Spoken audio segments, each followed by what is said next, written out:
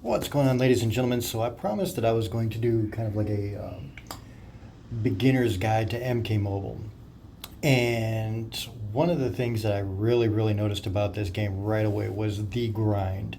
It's very grindy, very typical of mobile games where you have to um, keep purchasing. And unfortunately, in regular games, you can purchase something and you're getting the item that you want. And here, in most mobile games, you're purchasing for a chance at something, and I hate that. It's a terrible business practice that a lot of gaming companies do, especially with the mobile versions. They just kind of press wanting to get as much money out of this whole like option of getting something. I think that sucks. So as you can see right now, as far as currency goes, coins very low, souls even lower, and that's because I'm spending a lot, and we're going to get into that in a second. So things I wish I knew when I started this game. The first thing is you're trying to get cards, you're trying to buy card packs.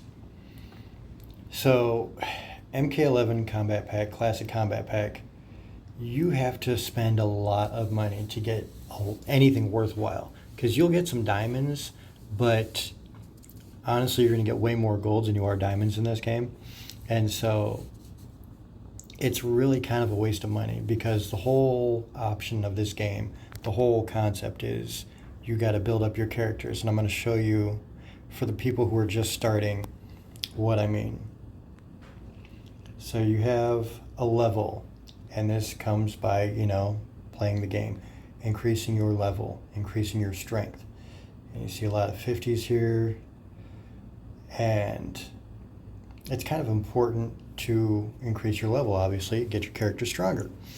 But it has another way of leveling up too, which is called your fusion level. So I'm going to hit fusion, and you're going to see a lot of X's here, which is 10. So I got a lot of level 10s here. And so if you get a card and you get a similar card, they fuse together. And you start at 0, you fuse up 1, 2, 3, 4, 5, 6, 7, 8, 9, 10. After you've reached 10, you can get ascension cards, which you see these two bright guys on the far left here.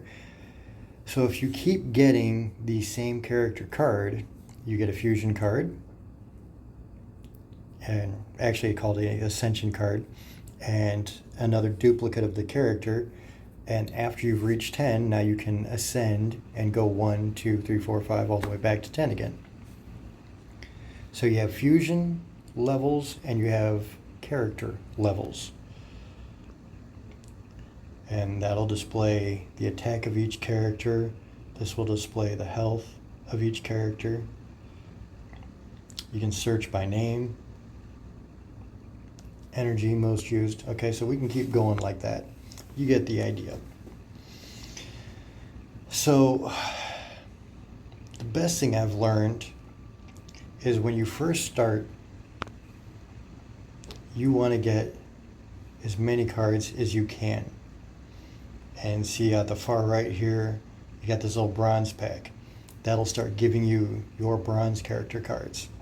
Right next to it, you see the silver pack for 30,000 coins. I use that a lot when I first started playing, and that'll build up your silver character cards. And now you'll kind of notice that just in doing that, I have virtually everything leveled up. Fusion level 10 on almost all of my silvers. They're almost all 10. There's only a couple that aren't. Same thing with the bronze. All of my bronze are now fusion level 10s. Just by getting those little packs. Now for golds and diamonds, it's going to be harder. Golds. I started out getting this challenge pack, the 300. And the reason being is because I kept seeing this 5 level up cards. I thought that was a good deal. It's not. And that's one of the things that is really unfortunate with this game. It's really not. It sounds good, but honestly, you're better off grinding and getting these 150 soul packs because you're still getting one gold character card and two random cards. So essentially, you're spending another 150 souls for 5 level ups when you could be getting another character or leveling up a character, fusing another character. So at the end of the day, these gold packs are worth way more than the challenge packs are. And I started off with challenge packs and I kind of regret that. Now, I'm going to show you, like, at the end of the day, now I've got a bunch of golds and I have 1, 2, 3 left to go. That's 1 right there. And then these 2 Jason at the far right. Those are the only golds that I have left to get. So now I actually am using the combat pack, the challenge pack here. I am using the 300 because I have almost all of the golds and I have a lot of them fused up quite high. So now I'm just trying to level up some of the cards that I need to get leveled up, especially for challenges, things like that. And the reason I'm doing that is because these MK11 Classic, like this Day of the Dead, like if you click on this Day of the Dead, you're talking about getting a diamond character card. Your chance for that is only 9%. It's just not worth getting. It's really not. It's just, if you can pull a card directly like this from the character selection that refreshes every 12 hours, great. That's a great idea. If you're going in for your combat pass, you're going to get characters here. It changes like every 3 months though, so it's pretty slow moving there. But the way I am getting them now is I go into the crypt, I go to the crypt store, and you can see that I've already bought Classic Jax. I talked about getting him earlier. I wanted to, he's just a character that I like, and I understand that the card kind of sucks, but it's a character I like, I want to play with, so I added him. But if you see, it's 3 days, 21 hours left. That means in 3 days I got Jax. So in another 3 days I can get Devora. So that's where I'm starting to get my diamonds. It's a little bit of a grind, but everything in this game is. So you go in, you want to edit your team to where you can get all these like 1.5 and 1.2s, and that way you can boost up your hearts. And I have enough keys in here to where I can run several extra missions a day inside this and pull out whatever character I want. So to me, that is way better. There are some things that are worth getting every once in a while with these card packs, but honestly, none of this is. Like here, 15%. It's not good. The best ones are the MK11 and MK Classic. You get a lot of different options here for a diamond. But again, it's very hit and miss, and a lot more times than not, you're going to get a gold. And at this point, I don't need too many golds. I just need to start boosting up my diamonds. And so that's one way that I'm going to do it. And that's kind of how you can do it without putting money into the game. And I'm going to tell you, it's a grind. It's going to take a while.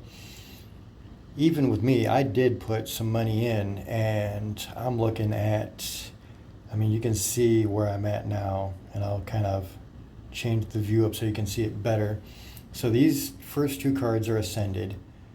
These are all Fusion level 10, level 60. Some of these are still pretty high. Obviously, I got to level up here. And for the next challenge, I have to build up Reptile. And so I'm going to get to a Reptile here just to show you. So, like, he's at attack 21. These guys are at like 50 and 60 up here. So that's why I use the challenge packs with the 5 level up cards, because it allows me to get them boosted up a lot quicker for the upcoming challenges. And that way I can get new cards. Like the next one is Flaming Fist Liu Kang, I believe. So I'm going to find him real quick. and see where he's at. So he's a level 6. So I'll have 7, 8, and 9 out of the next challenge tower. So that'll get him fusion level 9. And he's also going to be the next combat pass. Like right now we have Melina. Now she, for me, is a fusion level 10, level 60. So the next one coming up is Liu Kang. He's already going to be a 9 from the challenge towers. So he's almost guaranteed to be a fusion level 10 by the time this is all said and done. Real nice.